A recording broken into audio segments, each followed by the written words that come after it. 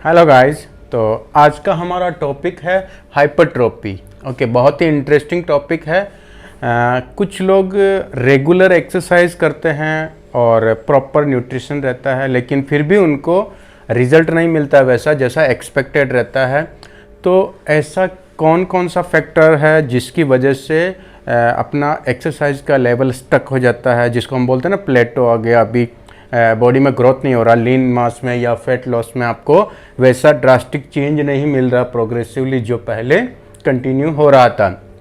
तो आज हम इसी टॉपिक पर डिस्कस करने वाले कि ऐसे 3 फैक्टर हैं जो आपको चेक करना है। अगर ये तीनों फैक्टर में से एक फैक्टर को आपने डोमिनेंट किया है, एक पे बहुत ज़्यादा फोकस हो रहा है आपको और बाकी का अगर प्रॉपर नहीं हो पा रहा पैरेलल, तो इसका मतलब वहाँ आपको इम्प्रूवमेंट करना है। तो अगर आपको रिजल्ट प्रॉपर नहीं मिल रहा तो उसका ये सबसे बड़ा रीजन होता है। तो सबसे पहले हम समझेंगे हाइपरट्रोफी। हाइपरट्रोफी मतलब लीन मास को ग्रोथ कराने के लिए उसके अंदर जो ब्रेकडाउन होता है, मसल सेल्स का जो वॉल्यूम बढ़ता है, उसको हाइपरट्रोफी बोलते हैं। तो ये हाइपरट्रोफी 3 चीज़ों पे बेस्ड होता है। इसके जो ट्राइपॉड है, इसका ट्राइपॉड है ये तीनों, progressive overload, rest and recovery और न्यूट्रिशन। तो ये 3 मेन फैक्टर है जो आपकी बॉडी में ग्रोथ कराता, चाहे आपका फैट लॉस का टारगेट हो, चाहे मसल गेन का टारगेट हो। ओके, आपको लीन गेन करना है या आपको और वजन कम करना है या परफॉर्मेंस, ये फिर सब में अप्लाई होता है। चाहे आप कार्डियो का ट्रेनिंग कर रहे हैं, फ्लेक्सिबिलिटी के लिए ट्रेनिंग कर रहे हैं, या फैट लॉस कर रहे हैं, मसल गेन कर रहे हैं, वेट ट्रेनिंग कर रहे हैं, आपका परफॉर्मेंस में इम्प्रूव करना है, बॉडी स्टिफ है, तो सब जगह ये तीनों चीज़ें अप्लाई होती है। उसमें से हम एक एक करके तीनों को समझेंगे। ओके, तो सबसे पहले प्रोग्रेसिव ओवरलोड। ओके, तो अगर आप कोई भी एक्सरसाइज कर रहे हैं, तो फॉर एग्जांपल अगर मैं 10 किलो के साथ में बाइसेप्स मारता हूँ 10 रिपीटेशन मारता हूँ, तो 10 रिपीटेशन मारने के बाद में अभी बॉडी आगे सुपर कंपेंसेट करता है। तो अगला सेट जब भी आप मारेंगे, क्योंकि 10 रिपीटेशन के साथ में अगर ये फर्स्ट टाइम चैलेंज था आपके बाइसेप्स के लिए, 10 किलो का 10 रिपीटेशन फर्स्ट चैलेंज था, तो इसमें मसल ब्रेकडाउन होएगा डेफिनेटली।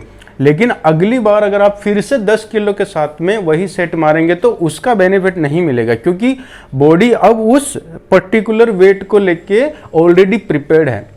इसको बोलते हैं सुपर कंपेंसेशन। जब भी हम समझिए कि हमारी बॉडी के अंदर ऐसा एक प्रोटेक्शन मैकेनिज्म होता है कि फॉर एग्जांपल आप अगर कभी भी भागे नहीं है, रनिंग नहीं किया है, आप ऐसे वॉक कर रहे हैं और अचानक पीछे कुत्ता पड़ जाता है, तो आप उस टाइम पे जब फर्स्ट टाइम भागते हैं तो हालत ख़राब हो जाती है, क्योंकि हमारा बॉडी उस सिचुएशन को हैंडल करने के लिए यूज्ड टू नहीं है, प्रैक्टिस में नहीं है। लेकिन वही सिचुएशन, वही सेम सीन आप अगली बार देखिए, अगर सेम इंसिडेंट अगली बार होता है तो उस टाइम पे आपकी बॉडी पे इतना लोड नहीं आएगा, मतलब आप इजीली हैंडल कर पाएंगे, आप भाग पाएंगे। क्योंकि जब फर्स्ट टाइम कोई भी ऐसा इंसिडेंट बॉडी के साथ में होता है तो बॉडी अगले टाइम के लिए प्रिपेयर रहता है। वो फर्स्ट टाइम उसके लिए शॉक रहता है, लेकिन अगली बार वो उसके लिए प्रिपेयर्ड रहता है। तो उसको बोलते हैं सुपर कंपेंसेशन। मतलब अगर आपने समझो बाइसेप्स में 10 किलो के साथ में 10 रिपीटेशन मारा है फर्स्ट टाइम, तो उस टाइम पे बहुत ज़्यादा ब्रेकडाउन होएगा मसल्स में। लेकिन अगली बार अभी जब बॉडी को शॉक लगा कि इतना हेवी वेट है, तो बॉडी उस टाइम पे जब आपने 10 रिपीटेशन 10 किलो के साथ में मारा है, तो अब बॉडी उसको रिपेयर करेगा। तो सिर्फ रिपेयर ही नहीं करता, उसको सुपर कंपेंसेट करता। उस पहली वाली जो कंडीशन थी, उसका जो वॉल्यूम था मसल्स का, उसको और ज़्यादा हेवी कर देगा, और ज़्यादा थिक कर देगा, उसका स्ट्रेंथ और बढ़ा देगा।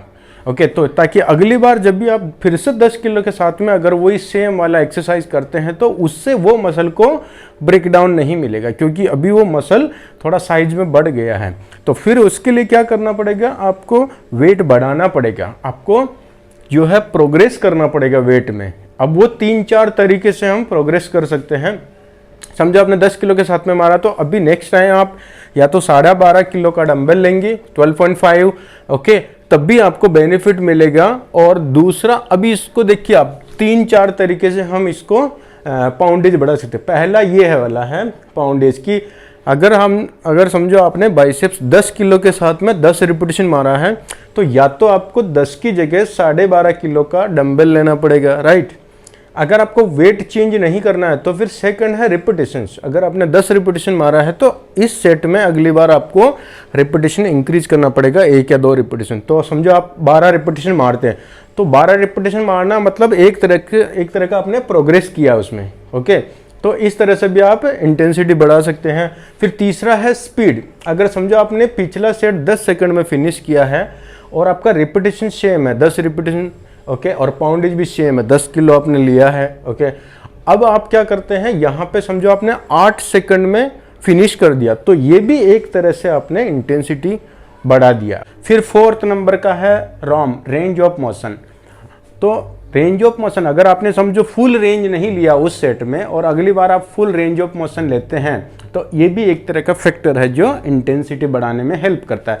तो प्रोग्रेसिव ओवरलोड जब भी आप नेक्स्ट टाइम ट्रेनिंग करते हैं तो ये जो पिछला सेट आपने मारा था, जितना वेट के साथ में आपने किया था, उससे आपको थोड़ा सा बढ़ाना है। तो इस तरह से आप ओवरलोड कर सकते हैं, प्रोग्रेसिव ओवरलोड। उसके 3-4 फैक्टर हैं। इसमें से आपको एक चीज़ ध्यान में रखना है कि रेंज ऑफ मोशन आपको पहले से ही कवर कर लेना है, क्योंकि रेंज ऑफ मोशन बहुत इंपॉर्टेंट है। जो बॉटम रेंज होता है उसमें सबसे ज़्यादा मसल फाइबर इंक्लूड होता है। मसल का रिक्रूटमेंट, जो डीप मसल फाइबर होते हैं उनका ज़्यादा इन्वॉल्वमेंट होता है डीपर रेंज ऑफ मोशन में। तो आपको ये रेंज ऑफ मोशन पहले ही कवर कर लेना। स्पीड हमेशा इसको स्पीड के साथ में करना, ये कॉम्प्रोमाइज पहले नहीं होना चाहिए आपका। ओके, तो ये आपको ध्यान में रखना। इसमें 2 मेन फैक्टर रहता है, आपको स्पीड हमेशा फास्ट रखना, स्लो मोशन में नहीं करना है।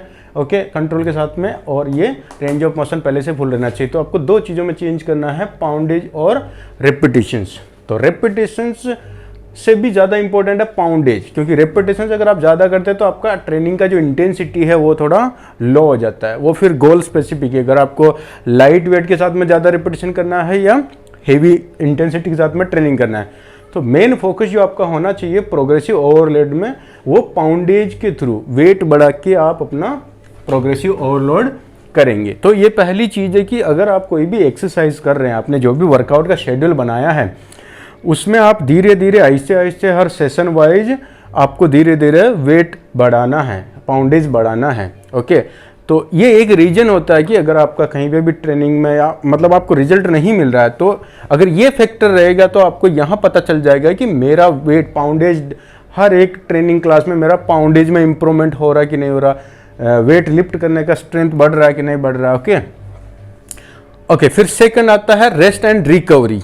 तो ये भी सबसे इंपॉर्टेंट, ये तीनों इक्वली इंपॉर्टेंट है, आपको ये ध्यान में रखना है। इनमें से एक भी अगर आपका डोमिनेंट है और बाकी 2 पे आपने ध्यान नहीं दिया तो भी आपको हो सकता है रिजल्ट वैसा नहीं मिले जैसा आपने उम्मीद की। ओके, तो रेस्ट एंड रिकवरी में क्या होगा, आपका प्रॉपर डीप स्लीप होना चाहिए, 6 से 8 घंटे का डीप स्लीप होना चाहिए। ओके, और उसके अलावा ये देखो ओवर ट्रेनिंग और डेड ट्रेनिंग। तो जब भी आप वर्कआउट प्लान करते हैं, ओके, तो वर्कआउट प्लान में ऐसा ओवर ट्रेनिंग नहीं होना चाहिए। मतलब ऐसा वर्कआउट का प्लान करना कि वो जो सेम मसल जो आपने लास्ट टाइम ट्रेन किया था वो अगली बार फिर से जब आप दूसरा बॉडी पार्ट ट्रेन करें तो इनडायरेक्टली उसका इन्वॉल्वमेंट नहीं होना चाहिए, तभी उसको रिकवरी प्रॉपर मिलेगा। कभी कभी ऐसा होता है कि हम वर्कआउट प्लान गलत कर लेते हैं, उसकी वजह से ओवर ट्रेनिंग हो जाता है या फिर डेड ट्रेनिंग हो जाता है। जैसे समझो आपने चेस्ट शोल्डर ट्राइसेप की जगह आपने चेस्ट ले लिया और ट्राइसेप ले लिया, फिर जब नेक्स्ट टाइम शोल्डर किया तो उसमें आपका ट्राइसेप्स का इन्वॉल्वमेंट हो रहा है, तो वो ट्राइसेप्स का फिर आपने डबल कर दिया तो वो ओवर ट्रेनिंग हो गया। वैसे ही बैक बाइसेप में अपने अगर बाइसेप्स पुशिंग वाले ग्रुप के साथ में ले लिया है तो फिर जब आप बैक करेंगे तो फिर से आपका बाइसेप्स का इन्वॉल्वमेंट होएगा। तो इस तरह से आपका ओवर ट्रेनिंग का प्रॉब्लम हो सकता है। तो ओवर ट्रेनिंग के लिए 2 चीज़ें ध्यान में रखना है कि आपको जब वर्कआउट प्लान कर रहे हैं तो ये देखना, मसल ग्रुप देखना कि पुलिंग मसल ग्रुप को एक साथ, पुशिंग को एक साथ, लोअर बॉडी वाले जो जितने भी मसल्स हैं जो एक साथ काम करते हैं, ऐसे आपका वर्कआउट प्लान होना चाहिए। वो हम अगले वीडियो में बताएंगे वर्कआउट कैसे प्लान करते हैं। ओके, एक्सरसाइज कैसे सेलेक्ट करना है। तो ये एक हो गया है कि आपका जो डेड ट्रेनिंग नहीं होना चाहिए, ओवर ट्रेनिंग नहीं होना चाहिए, प्रॉपर स्लीप होना चाहिए। तो रेस्ट एंड रिकवरी में ये दोनों चीज़ें आती हैं मेन। तो ये हो गया अपना प्रोग्रेसिव ओवरलोड। आहिस्ते आहिस्ते आपको हर सेशन के बाद में आपको जैसे जैसे इंप्रूवमेंट होता है आपको वेट पे फोकस करना, वेट बढ़ाते जाना, आपका पाउंडेज बढ़ते रहना चाहिए सेट बाय सेट। और दूसरा है ये आपका रेस्ट एंड रिकवरी, थर्ड ये वाला जो है अपना न्यूट्रिशन से रिलेटेड। ओके, अब न्यूट्रिशन अगर आपका प्रॉपर नहीं रहेगा तो आप कितना ही अच्छा ट्रेनिंग करें, 1 घंटा 2 घंटा 3 घंटा ट्रेनिंग करें, अगर आपका स्लीप कोटा भी प्रॉपर हो रहा है, लेकिन अगर आपकी बॉडी को रॉ मटेरियल नहीं मिल रहा है ग्रोथ करने के लिए, तो किसी भी हालत में आपका मसल लीन बढ़ने का चांसेस नहीं है। तो ये आपको ध्यान में रखना है न्यूट्रिशन। इसमें कुछ कुछ चीज़ें ऐसी है, देखो जैसे फर्स्ट क्लास प्रोटीन, तो आप जो भी डाइट कर रहे हैं उसमें मिनिमम मात्रा में आपका प्रोटीन होना चाहिए और वो फर्स्ट क्लास होना चाहिए। फर्स्ट क्लास मतलब जैसे दो टाइप का प्रोटीन होता है, सेकंड क्लास और फर्स्ट क्लास प्रोटीन। तो जो फर्स्ट क्लास प्रोटीन होता है उसमें सारे अमाइनो एसिड जो हमारी बॉडी को चाहिए वो उसमें होते हैं, और जो सेकंड क्लास प्रोटीन होता है जो स्पेशली प्लांट बेस्ड प्रोटीन होता है उसमें सारे अमाइनो एसिड जो नेसेसरी बॉडी को चाहिए वो नहीं होते हैं। तो इस तरह से आपको देखना है कि प्रोटीन बराबर जा रहा है कि नहीं जा रहा, और फर्स्ट क्लास प्रोटीन सोर्स है कि नहीं है, ये चीज़। फिर दूसरा है गुड क्वालिटी फैट, जो भी आपका फैट का इंटेक हो रहा है उसमें आपको देखना है ओमेगा 3 ओमेगा 6 का रेशियो क्या है, कितनी मात्रा में ले रहे हैं।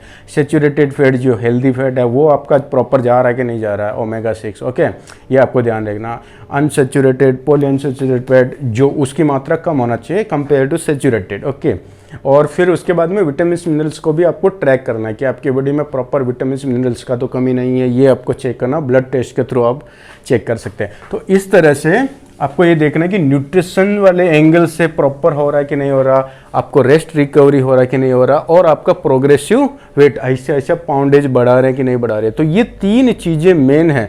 अगर आपका ट्रेनिंग प्रॉपर हो रहा है, आपको रेस्ट प्रॉपर मिल रहा है और आपने अच्छा डाइट किया है तो आपको रिजल्ट मिलने से कोई नहीं रोक सकता, ये गारंटी है। तो आपको ये तीनों चीज़ें समझना है।